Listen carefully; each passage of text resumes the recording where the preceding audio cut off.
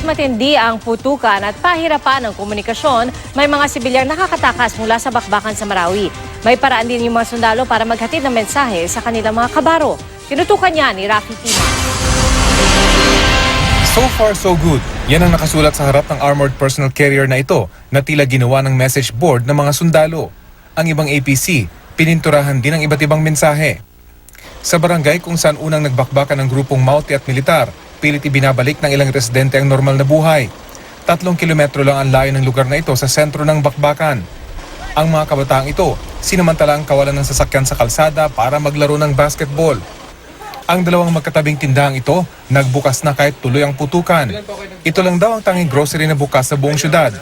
Ang katabing tindahan ng isda at manok, piniling magbukas para sa mga Muslim na nagfa-fasting ngayong Ramadan. Kawawa naman yung mga tao na bumibili sila ng isda. Wala makain. Oo. Tila sanay ng araw ang ilang residente sa naririnig na mga pagsabog. Pero ayon sa mga otoridad, delikado pa rin kahit nasa mga lugar na idineklarang cleared ng militar. Lalo't umaabot ang bala sa bahagi ng Marawi na kontrolado na ng gobyerno, tulad ng maririnig sa videong ito.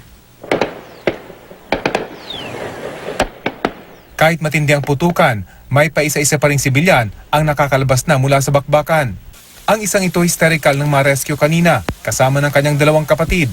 Ayon sa doktor na tumingin sa kanya, pinatindi ng bakbakan ng kanyang sakit sa pag-iisip. Ilang araw na raw silang walang makain dahil naipit ang bahay nila sa putukan. Sa Iligan City, isinugod ang mga napasabak sa matinding bakbakan kahapon. Sa 16 na sundalong isinugod sa Adventist Medical Center, 2 ang kritikal.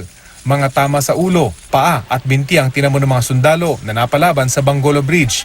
Sa Iligan din dinala ang 12 nasawi sa matinding bakbakan kahapon. 11 mula sa Marines, 1 naman mula sa Philippine Army. Sa rami ng mga nasawi, nagkulang sa metal casket ang punerarya. Mula sa Marawi City, Rafi Tima nakatutok, 24 oras.